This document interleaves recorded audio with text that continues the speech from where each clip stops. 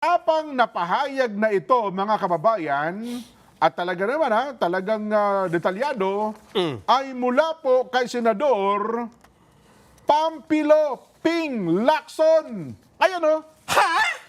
Oh. Ha? Are we following a flood management program? Oh, kita mo na. Kasi kung hindi, abay nagsasayang lang tayo ng pera kasi wala tayong direksyon eh. Oh. So tinatanong niya kung asan yung programa. Nasaan? Meron ba tayo? Hindi, tatanong niya, meron ba tayong programa sa flood control? Hindi ba niya naalaman nung nag-imbestiga sila? Di ba inimbestigahan nila yung flood control? Ibig sabihin, hindi niyo nalaman yan? Na wala tayong programa? At saka kung gusto mong alamin yan, ba't tinigol mo yung investigasyon, di ba? Nga. Ayun Kaya hindi ko maintindihan kung sino nagsasalita eh. Kaya pala hindi mo mahuli, no? Parang malayo sa karakter niya, Jen, nung panahon na iniimbestigahan ng flood control.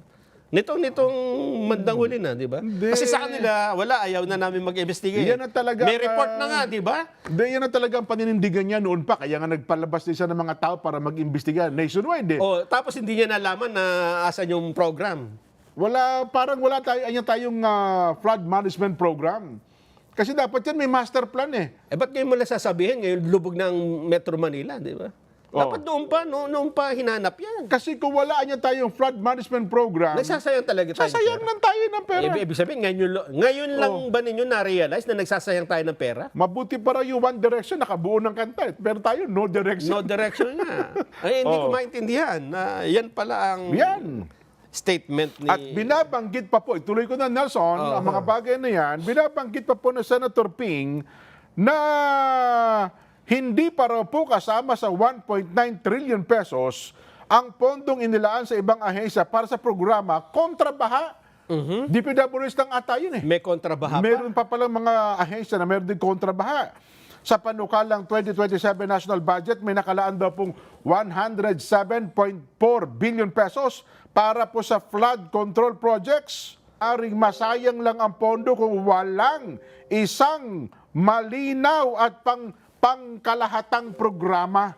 Kaya, Nelson, ito na. Ayan na. Balak po na Senator Ping Na? ilatag ang issue sa Development Budget Coordinating Committee, BBCC briefing sa Agosto 27. At iginhit pa po niya na malaking problema sa bansa ang kawalan po ng continuity sa infrastructure planning dahil bawat administrasyon ay may sarili yung plano, kanya-kanya. Kapag ang programa, this project is, ito ganyan, sirain yan. Ilagay niyo pangalan ko dyan. Ano, ha? Kinwestiyon din po ni Senator Ping ang panukalang 180 million pesos para sa mga evacuation center sa bawat isa sa 17 rehiyon. Sa kabuuan, abot daw po ang gastos para dito sa mahigit 3 bilyong piso. Pero teka lang, nasa batas yun, Nelson, na ang ating mga LGUs ngayon ay dapat tumukoy na ng mga evacuation center. Yes. Binabanggit pa po ng Senator Ping, dapat munang malaman kung may pag-aaral ba? May pag-aaral ba talaga na nagpapatunay na pantay-pantay na 180 million pesos ang kailangan ng bawat rehiyon? At sinusuri din po ni Senator Ping at ng kanya mga staff ang probisyon sa 2027 budget na maaaring maging political o election budget sapagkat malapit na po ang 2028 national elections. At kasama rin po, ayun, nadagdag pa nga, dumarami na naman daw po ang mga ayuda bills, social services allocation.